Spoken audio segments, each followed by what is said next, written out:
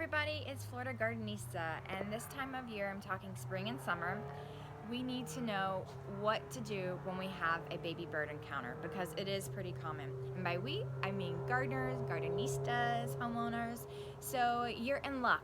Today I'm going to be chatting with Carley, who is a lead animal technician with the Florida Wildlife Hospital and Sanctuary here in Melbourne, Florida.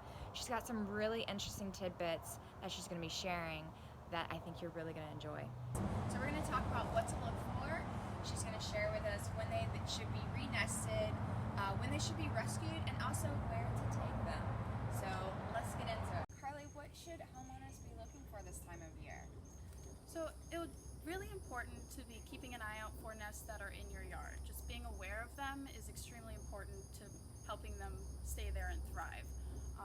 We want to avoid tree trimming this time of year and knocking down nests, separating moms and babies, and even possibly keeping your cats indoors during this time of year or avoiding them destroying the nests. Do you have like a motto that you guys like to say, or like a little something for people to remember? Yeah, we like to say yes to the nest. That's cute. Or re-nest is best because it is most important if they stay with their moms. Okay, and so let's say that the mom isn't around, so they've been patient, they've waited like 24 to 48 hours, the mom's nowhere to be found. What's the next step that a homeowner or gardenista should look for or think about? So at that point, that is when you should intervene. You can go and grab the bird, you just place a hand over their wings and pick them up, put them in a box that's dark in a quiet place, and keep them there. Don't give them food or water, and just bring them straight to your local rehabber. Okay, so that brings up a really good thing that I wanted to ask you. So is it true if you touch a bird, the mom will not come back, or is that just made So up? that's total myth. Okay. If Now we you know. touch the nest or touch the bird, the mom doesn't care. She puts so much parental investment in making that baby that she's not just going to abandon it because you came over near it. So you don't even need to worry about that. Also, they have a very weak sense of smell, so it's not like they can even detect you. So when finding a baby bird in the wild, what should people observe, or what are your recommendations? So understanding the age of the bird is very important in knowing if you should intervene or not. If the bird is a fledgling, which means they have a lot of feathers, they're standing, supporting their own weight, they're bright and alert, a lot like this little guy here. You'll find them on the ground, and that's perfectly normal. You want to just monitor them from a distance and let them do their thing. Mom will be feeding them throughout their time on the ground. They're just trying to learn how to fly. Now, if it's a nestling baby bird, that means they have a lot of naked skin, and they can't stand up and support their own weight. And that is when, if you find those on the ground, that's when you want to intervene and do something about it. So here is Bella. She's an American kestrel, which is part of the falcon family. Beautiful. Yeah.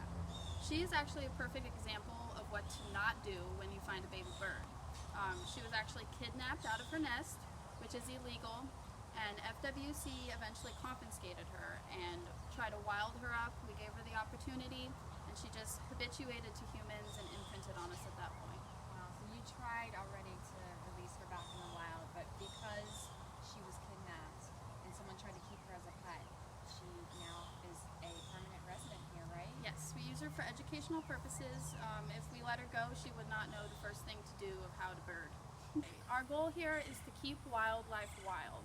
They're having such a hard time with human intervention anyway, that we want to have as many wild animals in the wild as possible. So even if we're closed, you can still bring animals. We have drop-off boxes that are checked throughout the evening, night, and morning, even though the hospital is not open for you to bring them inside. Oh, that's good to know. That's good to know, because I mean, wildlife doesn't do 9 to 5, so you can definitely probably find them, any time of day. We really do rely a lot on the public to help us and to spread this education with everyone else.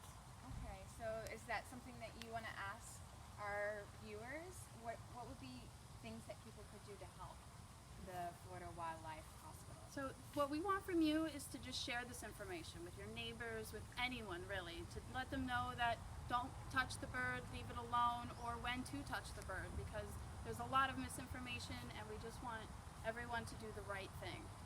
Okay, so this is a lot of really great information, and so I noticed that online you guys had like a flow chart that people could kind of process of elimination. What should I do next? Oh yeah, so any situation you come across, we have a flow chart for it. You just follow the steps and you'll see what you need to do, either just like leave it alone or what's the proper plan for that animal. Okay, and at the bottom of this video, we're actually going to put some links not only to their awesome website, but to these flow charts. That way you can, if you do find yourself with a baby bird in your backyard, what are the steps that you should take? And if you're not